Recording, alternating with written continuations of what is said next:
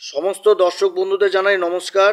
আজকে আলোচনা করব যুবরাজ বুধ 24শে জানুয়ারি রাশি পরিবর্তন করছে। বুধের পরিবর্তন খুব অল্প দিনের জন্য হয় এবং এই অল্প দিনের মধ্যেও বুধ কিন্তু যথেষ্ট প্রভাব দিয়ে যায়। তো যুবরাজ বুধের এই পরিবর্তন মেষ রাশির উপর কী প্রভাব ফেলবে আজকে এই বিষয়ে বিশেষ আলোচনা করব। তবে আলোচনাটি এগিয়ে নিয়ে যাওয়ার পূর্বে সমস্ত দর্শক বন্ধুরা যারা বহুদিন ধরে আমাদের অনুষ্ঠান দেখছেন, এখনও পর্যন্ত হয়তো কৌতূহলবশত সাবস্ক্রাইব করেননি, তাদের কাছে বিশেষ অনুরোধ করব চ্যানেলটি সাবস্ক্রাইব করার জন্য। যদি অনুষ্ঠানটি ভালো লাগে তাহলে লাইক শেয়ার কমেন্ট অবশ্যই করবেন। আমি আমার দর্শক বন্ধুদের কোনো রকম বিভ্রান্তের মধ্যে রাখতে চাই না। এটা গ্রহদের গোচরের অবস্থানের উপরই আলোচনা করা হচ্ছে, কারো ব্যক্তিগত কুষ্টি ধরে আলোচনা নয়, যার জন্য এটা কারোর সাথে মিলতে পারে কিংবা নাও মিলতে পারে। তবে আমার বিশ্বাস আগামী দিনে মেষ রাশি এখান থেকে কিছুটা হলেও উপলব্ধি করতে পারবে। বুধের এই পরিবর্তন আপনারা চন্দ্র রাশি অনুসারেই দেখবেন। বুধ হচ্ছে কি বাণীর কারক, ব্যবসার কারক, চতুরতার কারক, ম্যানেজমেন্টের কারক। তো বুধ মকর রাশিতে এই গোচরটি সম্পূর্ণ করবে তার 3টি নক্ষত্রের উপর দিয়ে। 24শে জানুয়ারি থেকে 29শে জানুয়ারি পর্যন্ত অবস্থান করবে উত্তরাষাঢ়া নক্ষত্র, যার অধিপতি হচ্ছে সূর্যদেব। এবং 30শে জানুয়ারি থেকে ফেব্রুয়ারি মাসের 6 তারিখ পর্যন্ত অবস্থান করবে শ্রবণা নক্ষত্রে, যার অধিপতি হচ্ছে চন্দ্রদেব। এবং ফেব্রুয়ারি মাসের 7 তারিখ থেকে 10 তারিখ পর্যন্ত অবস্থান করবে ধনিষ্ঠা নক্ষত্রে, যার অধিপতি হচ্ছে মঙ্গল। তারপরে আবার রাশি পরিবর্তন করবে। তো মেষ রাশির ক্ষেত্রে বুধ ভাগ্যের ঘর, নবম ঘর থেকে বেরিয়ে এবার প্রবেশ করবে কর্মের ঘর, যেটা হচ্ছে মকর রাশি, তার পরম মিত্র শনিদেবের রাশি। এবং বুধ যখন রাশি পরিবর্তন করবে সেই সময় আবার মেষ রাশির ক্ষেত্রে গ্রহদের অবস্থান হচ্ছে এইরূপ। রাশির যেটা দ্বিতীয় ঘর, ধনসম্পত্তির ঘর, এই ঘরে কিন্তু অবস্থান করছে দেবগুরু বৃহস্পতি।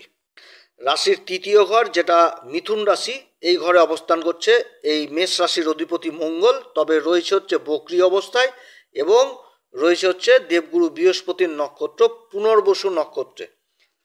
রাশির ষষ্ঠ ঘর, এই ঘরে কেতু অবস্থান করছে, এবং রাশির কর্মের ঘর মকর রাশিতে সূর্য তো আগে থেকে অবস্থান করছে। এবং এই সময় আবার বুধ অবস্থান করবে, আর বুধ আর সূর্যের জুতিতে তৈরি হচ্ছে বুধাদিত্য যোগ। আর এই বুধাদিত্য যোগের উপর কেতুর দৃষ্টি থাকছে, তারপরে রাশির অধিপতি মঙ্গলের উচ্চ দৃষ্টি থাকছে, এবং দেবগুরু বৃহস্পতির শুভ নবম দৃষ্টি থাকছে। রাশির একাদশ ঘর যেটা কুম্ভ রাশি, এই ঘরে শুক্র শনি অবস্থান করছে। শনি মার্গী অবস্থায় রয়েছে, তার মুভমেন্টটা সম্পূর্ণ এখন চেঞ্জ হয়ে গেছে, আর কিছুদিন পরেই কিন্তু শনি রাশি পরিবর্তন করবে, এবং শনির রাশি পরিবর্তন করার সাথে সাথেই এই মেষ রাশির সাড়ে সাতির প্রথম চরণ শুরু হবে। আর জানুয়ারি মাসের 28 তারিখে আবার শুক্র রাশি পরিবর্তন করবে। শুক্র অবস্থান করবে তার উচ্চ ঘর মীন রাশি, আর এই মীন রাশিতে আগে থেকে অবস্থান করছে রাহু। রাহু অবস্থান করছে এই শনির নক্ষত্র উত্তরা ভাদ্রপদে, এবং শুক্র এই ঘরে অবস্থান করে রাহুর সাথে লম্পট যোগ তৈরি করবে। তো এই রকম গ্রহদের অবস্থান হতে যাচ্ছে যখন বুধ রাশি পরিবর্তন করবে। কর্মের ঘরে বুধের অবস্থান, বুধাদিত্য যোগ তৈরি হচ্ছে। এ যোগের উপর কেতুর দৃষ্টি থাকছে, মঙ্গলের বক্রী দৃষ্টি থাকছে, এবং দেবগুরু বৃহস্পতির শুভ দৃষ্টি থাকছে। অর্থাৎ দেবগুরু দৃষ্টি এই কর্মের ঘরে থাকছে, অর্থাৎ খুব ভালো সময় হতে যাচ্ছে এই মেষ রাশির জন্য। মেষ রাশির ক্ষেত্রে সূর্য হচ্ছে পঞ্চম ঘরের অধিপতি, এবং দেবগুরু বৃহস্পতি হচ্ছে ভাগ্যের ঘরের অধিপতি, এবং বুধ হচ্ছে তৃতীয় ঘর যোগাযোগের ঘরের অধিপতি এবং ষষ্ঠ ঘরের অধিপতি। তো ষষ্ঠ ঘর থেকে আমরা কম্পিটিশন জিনিসটাকেও দেখি। তো এবার অবস্থান করছে কোথায়? কর্মের ঘরে। আমি এর আগের ভিডিওতে আলোচনা করেছিলাম যে রাশির অধিপতি মঙ্গল তৃতীয় ঘর যেটা মিথুন রাশিতে অবস্থান করছে। তো মঙ্গল তো নীচ অবস্থায় কেটেছে। এর আগে যখন মঙ্গল চতুর্থ ঘরে অবস্থান করছিল কর্কট রাশিতে, তখন তো মঙ্গলের উপর রাহুর দৃষ্টি ছিল, তারপর আবার শনির সাথে ষষ্ঠক যোগ, এবং শনির উপরও মঙ্গলের দৃষ্টি ছিল, এবং সেই সময় বক্রিয় ছিল, এবং নীচ অবস্থায় ছিল, এবং অবস্থান করছিল আবার শনিরই নক্ষত্র পুষ্যা নক্ষত্রে। তো এখন তো মঙ্গলের অবস্থানটা চেঞ্জ হচ্ছে, এবং অবস্থান চেঞ্জ হয়ে তৃতীয় ঘর মিথুন রাশিতে অবস্থান করছে, দ্বিস্বাভাবিক রাশি। এবং এই মুহূর্তে কিন্তু সব থেকে ভালো জিনিস মেষ রাশির ক্ষেত্রে উঠে এসছে, যে মেষ রাশির অধিপতি মঙ্গল বক্রী অবস্থায় রয়েছে মিথুন রাশিতে, যেটা হচ্ছে বায়ুতত্ত্ব রাশি, এবং মঙ্গল হচ্ছে অগ্নিতত্ত্ব। এবং মঙ্গলের সাথে এই বুধের সম্পর্ক কিন্তু এই সময় একটা তৎকালীন মিত্রতা তৈরি হয়ে গেছে, যার জন্য কিন্তু বুধ এই ঘরে অবস্থান করে যথেষ্ট ভালো রেজাল্ট দিবে এই মেষ রাশিকে। এবং তার সাথে যে নক্ষত্রে অবস্থান করছে এই মঙ্গল পুনর্বসু নক্ষত্র, তো পুনর্বসু নক্ষত্রের অধিপতি দেবগুরু বৃহস্পতির সাথে সম্পর্ক হচ্ছে মিত্রতা সম্পর্ক, এবং এই যে নক্ষত্র, এই নক্ষত্রের আমাদের জ্যোতিষশাস্ত্রের চিহ্ন হচ্ছে ধনুষবাণ, এবং মঙ্গলকে কি বলা হয়? মঙ্গলকে বলা হয় সেনাপতি। তাহলে সেনাপতির হাতে যদি ধনুষবাণ আসে তাহলে কিন্তু এখানটাতে বিশেষ একাগ্রতার প্রয়োজন রয়েছে। অর্থাৎ এই মেষ রাশির ক্ষেত্রে এখন একটাই দিক উঠে আসছে, সেটা হচ্ছে যে কোনো কর্মক্ষেত্রে একাগ্রতা বিশেষ প্রয়োজন। যদি একাগ্রতা থাকে তাহলে এই বুধাদিত্য রাজ্য কর্মের ঘরে বসে, মানে যে তৈরি হয়েছে এই যোগটা, এর কিন্তু যথেষ্ট ভালো ফল পাবে এই মেষ রাশি এই সময়। এবং বুধাদিত্য যোগ যথেষ্ট ভালো ফল দিবে এই কারণে, কারণ দেবগুরু বৃহস্পতির শুভ দৃষ্টি পড়ছে এই বুধাদিত্য যোগের উপর। আর দেবগুরু বৃহস্পতি হচ্ছে মেষ রাশির ক্ষেত্রে যেরকম কারক গ্রহ, সেরকম আবার কিন্তু সূর্যও কারক গ্রহ, দুটি কেন্দ্রের অধিপতি। পঞ্চম ঘর যেটা সিংহ রাশি, এর অধিপতি হচ্ছে সূর্য। নবম ঘর যেটা ধনু রাশি, এই ঘরের অধিপতি হচ্ছে দেবগুরু বৃহস্পতি। দেবগুরু বৃহস্পতি ধন সম্পত্তির ঘরে অবস্থান করছে, তার নবম দৃষ্টি পড়ছে এই কর্মের ঘরে এই বুধাদিত্য যোগের উপর। অর্থাৎ যথেষ্ট সময় ভালো হচ্ছে এই মেষ রাশির ক্ষেত্রে বর্তমানে। এবং রাশির অধিপতি মঙ্গল যেহেতু তৃতীয় ঘর যোগাযোগের ঘরে এই সময় অবস্থান করছে, তাহলে যোগাযোগের জিনিসটা ব্যাপক উন্নতি হতে যাচ্ছে এই মেষ রাশির ক্ষেত্রে।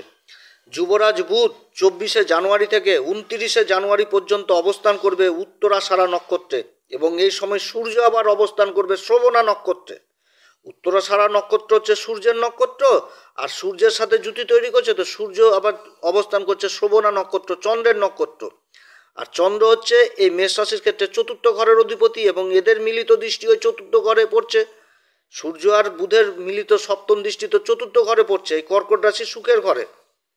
অর্থাৎ মেষ রাশির ক্ষেত্রে এই সময়ে মানসিক স্থিতি যথেষ্ট ভালো থাকবে, আত্মবিশ্বাস যথেষ্ট বেড়ে যাবে, কর্মক্ষেত্রে যথেষ্ট একাগ্রতা বৃদ্ধি পাবে, এবং কর্মক্ষেত্রে এমন একটা পরিস্থিতি তৈরি হবে যে সময়ের মধ্যে একটা কাজকে কমপ্লিট করার প্রবণতা যথেষ্ট তৈরি হয়ে যাবে সময়, এবং যে কোনো কাজ যে করবে তার জন্য রুট ম্যাপ আগে থেকেই তৈরি হবে। অর্থাৎ পরিকল্পনা করেই কিন্তু কাজকে সম্পূর্ণ করার চেষ্টা করবে এই সময় মেষ রাশি। এরপরে 30শে জানুয়ারি থেকে ফেব্রুয়ারি মাসের 6 তারিখ পর্যন্ত বুধ অবস্থান করবে শ্রবণা নক্ষত্রে, যার অধিপতি হচ্ছে চন্দ্রদেব, এবং এই সময়কালে আবার সূর্যও কিন্তু এই শ্রবণা নক্ষত্রে থাকছে ফেব্রুয়ারি মাসের 5 তারিখ পর্যন্ত। অর্থাৎ দুটি গ্রহই কিন্তু একই নক্ষত্রে থাকছে, এই চন্দ্রের নক্ষত্র শ্রবণা নক্ষত্রে, এবং তাদের মিলিত দৃষ্টি পড়ছে আবার এই চন্দ্রেরই ঘর কর্কট রাশিতে, যেটা হচ্ছে মেষ রাশির ক্ষেত্রে সুখের ঘর।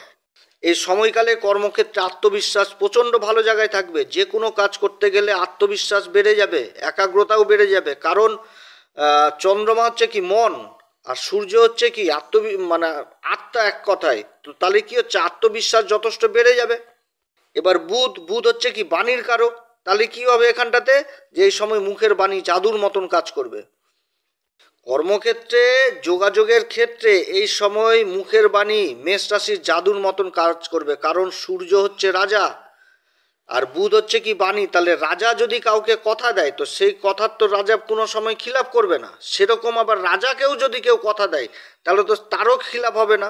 অর্থাৎ কর্মক্ষেত্রে কিন্তু কথা, মুখের কথা একটা যথেষ্ট ভাইটাল হতে যাচ্ছে এই সময়কালে এই বুধের এই নক্ষত্রে অবস্থান। মুখের বাণী দ্বারা যথেষ্ট কাজ ভালো হবে, না হওয়া কাজ সম্পূর্ণ হবে, সরকারের দিক থেকে থেমে থাকা কাজগুলো যথেষ্ট এগিয়ে যাবে।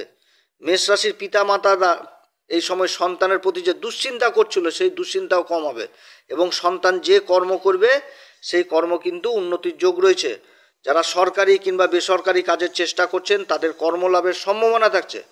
যারা সেলস ডিপার্টমেন্টে রয়েছেন, মিডিয়াতে কাজ করছেন, তাদের জন্য যথেষ্ট ভালো সময়। কথাবাচক হিসাবে যারা কাজ করছেন, ওকালতি হিসাবে কাজ করছেন, চার্টার্ড অ্যাকাউন্টেন্ট হিসাবে কাজ করছেন, অ্যাডভাইজার হিসাবে কাজ করছেন, তাদের জন্য যথেষ্ট ভালো সময় হতে যাচ্ছে। যারা আবার লেখালেখির কাজ করছেন, রাইটার হিসাবে কাজ করছেন, তাদের জন্য যথেষ্ট ভালো সময়। এ সময় বাড়িতে একটা খুশির আবহাওয়া থাকবে, বন্ধু বান্ধবদের সঙ্গ যথেষ্ট পাওয়া যাবে এই সময়কালে। মানে কর্মক্ষেত্রে রেগুলার যে কম্পিটিশন থাকে সেই কম্পিটিশনেও কিন্তু যথেষ্ট এগিয়ে থাকবে এই মেষ রাশি। শিক্ষার দিক থেকেও যথেষ্ট এগিয়ে থাকবে। যারা উচ্চ শিক্ষার চেষ্টা করছেন, বাইরে যাওয়ার, যাদের বহুদিনের স্বপ্ন ছিল রাজ্যের বাইরে যাবে বা দেশের বাইরে যাবে, তাদের কিন্তু এই সময় যাত্রা হবে। এই সময় ব্যবসার সাথে যারা যুক্ত রয়েছেন তাদেরও ব্যবসার যথেষ্ট উন্নতি, আয় ইনকাম যথেষ্ট বৃদ্ধি পাবে এই মেষ রাশির এই বুধের পরিবর্তনে। আর্থিক স্থিতি যথেষ্ট মজবুত হবে এই সময় মেষ রাশির। পারিবারিক স্থিতিও যথেষ্ট ভালো থাকবে, কিন্তু এই সময়কালে নিজের মুখের বাণীর দিকে যথেষ্ট খেয়ালও রাখতে হবে, কারণ কেতুর দৃষ্টি পড়ছে, আবার কেতু সূর্যের নক্ষত্র উত্তরা ফাল্গুনিতে কিন্তু অবস্থান করছে। তো মনের মধ্যে ইগো, একটা অহংকার বোধ, এগুলো মানে নিজের কথাকে বেশি প্রাধান্য দেওয়া, এগুলো কিন্তু উঠে আসবে সাংসারিক জীবনে। অতএব এদিকে কিন্তু যথেষ্ট খেয়াল রাখতে হবে মেষ রাশিকে। এটাই কিন্তু মেষ রাশির একটা কিন্তু বড় নেগেটিভ জিনিস থাকবে এই সময়। এই সময়কালে মায়ের সাথেও যেরকম সম্পর্ক ভালো থাকবে, সেরকম কিন্তু পিতার সাথেও সম্পর্ক ভালো থাকবে, তবে পিতামাতার সাপোর্টও পাবে এই সময়। এরপরে ফেব্রুয়ারি মাসের 7 তারিখ থেকে 10 তারিখ পর্যন্ত এই বুধ অবস্থান করবে হচ্ছে ধনিষ্ঠা নক্ষত্রে, যার অধিপতি হচ্ছে মঙ্গলদেব, এবং এই সময়কালে সূর্যও কিন্তু ওই ধনিষ্ঠা নক্ষত্রে থাকবে। অর্থাৎ রাশির অধিপতি মঙ্গলের নক্ষত্রেই কিন্তু এই দুটি গ্রহ থাকছে, এবং রাশির অধিপতির মঙ্গলের আবার দৃষ্টি পড়ছে, তার সাথে আবার রাশির অধিপতি মঙ্গল অবস্থান করছে দেবগুরু বৃহস্পতির নক্ষত্রে, শুভ নক্ষত্র পুনর্বসু নক্ষত্র, এবং দেবগুরু বৃহস্পতির আবার শুভ দৃষ্টি পড়ছে এই জ্যোতির উপর। অর্থাৎ এই সময়কালে সরকারের দিক থেকে থেমে থাকা কাজগুলো যথেষ্ট উদ্ধার হবে। যারা সরকারকে মাল সাপ্লাই দিচ্ছেন তাদের বড় বড় মালের অর্ডার পাওয়ার সম্ভাবনা থাকছে, কিংবা যারা বড় বড় প্রজেক্টের অপেক্ষায় ছিলেন, কোনো সরকারি প্রজেক্টের বা কোনো কোম্পানির বড় বড় প্রজেক্টের, তাদের কিন্তু প্রজেক্ট লাভ এই সময় হওয়ার প্রবল সম্ভাবনা থাকছে। যারা আবার জায়গা জমির সাথে যুক্ত রয়েছেন, কাজকর্ম করছেন, তাদের কাজগুলো হবে। কৃষিকাজের সাথে যারা যুক্ত রয়েছেন তাদের জন্য যথেষ্ট ভালো সময়। যারা হার্ডওয়ার্সের ব্যবসার সাথে যুক্ত, পাথরের ব্যবসা, দামি দামি পাথর, দামি টাইলসের কাজ, রঙের কাজের সাথে যারা যুক্ত রয়েছেন তাদের জন্য যথেষ্ট ভালো সময় হতে যাচ্ছে। যারা ম্যানেজমেন্টের কাজের সাথে যুক্ত রয়েছেন, যে কোনো ম্যানেজমেন্ট, সেই সমস্ত কাজে যথেষ্ট উন্নতির যোগ রয়েছে। খাবারের কাজের সাথে যারা যুক্ত রয়েছেন, হোটেল ব্যবসা, ক্যাটারিংয়ের ব্যবসা, রেস্টুরেন্টের খাবার, হ্যাঁ, এই সমস্ত বা কোনো খাবারের প্রোডাক্টের সাথে যারা যুক্ত রয়েছেন তাদের জন্য যথেষ্ট ভালো সময়।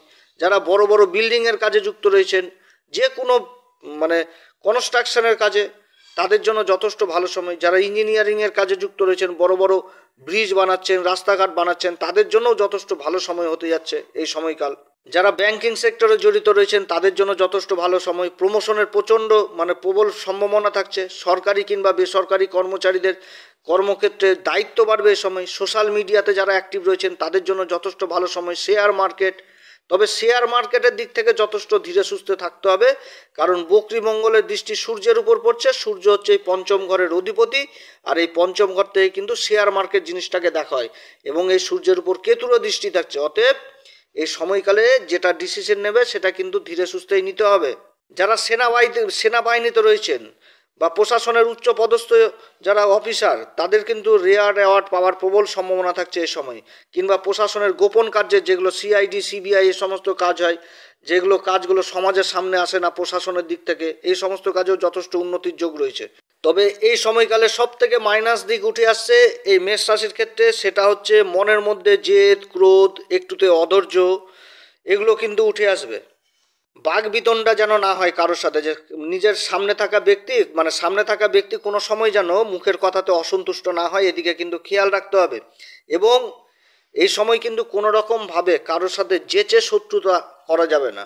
যে কাউকে টিটকারি মারলাম, ইয়ার্কি করলাম, ফাজলামি করলাম, মনে আঘাত দিয়ে কথা বললাম, এগুলো করলে কিন্তু ভবিষ্যতে এটাই কিন্তু একটা বড় আকার ধারণ করবে। এদিকে কিন্তু যথেষ্ট সাবধান। তবে কর্মক্ষেত্রে যথেষ্ট অপরচুনিটি পাওয়া যাবে, অনেক সুযোগ আসবে এই সময় এই মেষ রাশির ক্ষেত্রে। যারা পাবলিক ডিলিং এ রয়েছেন, মার্কেটিংয়ের কাজে রয়েছেন, তাদের ইনকাম যথেষ্ট বৃদ্ধি পাবে এবং অনেক সুযোগ আসবে এই সময়। তবে ওই যে মাইনাস দিক বললাম, এইগুলো থেকে কিন্তু দূরে থাকতে হবে মেষ রাশিকে। এ সময়কালে মেষ রাশি কোন উপাচার করবে, যেহেতু 7.5 আর কয়েক মাস পরে লেগে যাবে, যার জন্য বলবো এই সময় থেকে হনুমান চল্লিশা, বজরংবাণ অবশ্যই পাঠ করবেন। তবে এইগুলো পাঠ করার আগে শ্রীরাম সীতার প্রণাম মন্ত্র অবশ্যই করবেন, এবং তার সাথে সূর্যদেবকে প্রত্যেক দিন অর্ঘ্য দিবেন। যে কোনো কাজ করতে গেলে পিতামাতার আশীর্বাদ নিয়ে অবশ্যই করবেন। তো যাই হোক, অনেক কথা আলোচনা করলাম এই মেষ রাশি সম্পর্কে। যদি এই আলোচনা সত্যিই আপনাদের কাছে ভালো লাগে, তাহলে আমাদের এই অ্যাস্ট্রো এসএম বাংলা চ্যানেলকে অবশ্যই সাবস্ক্রাইব করবেন। তবে আমার কথা যে সবার ভালো লাগবে সেটাও না, অনেকের হয়তো নাও মিলতে পারে। তো তাদের কাছে বিশেষ অনুরোধ করব, 7:30 শুরু হচ্ছে, অবশ্যই জ্যোতিষীয় পরামর্শ নেবেন। জ্যোতিষীয় পরামর্শ দরকার রয়েছে। যদি মনে করেন আমাদের হোয়াটসঅ্যাপ নাম্বার দেওয়া রয়েছে, আমাদের হোয়াটসঅ্যাপ নাম্বারে মেসেজ করতে পারেন, তবে আমাদের শুল্ক লাগু থাকবে। আর আমাদের সাথে যোগাযোগ করতে হবে এরকম কোনো ব্যাপার নাই। আপনাদের আশেপাশেও ভালো জ্যোতিষী রয়েছে, তাদের সাথে যোগাযোগ করবেন। তো যাই হোক, এরপরে আবার আসবে একটি নতুন পর্ব নিয়ে। আপনারা সবাই ভালো থাকেন, ঈশ্বর আপনাদের সবার মঙ্গল করুক। নমস্কার, ধন্যবাদ।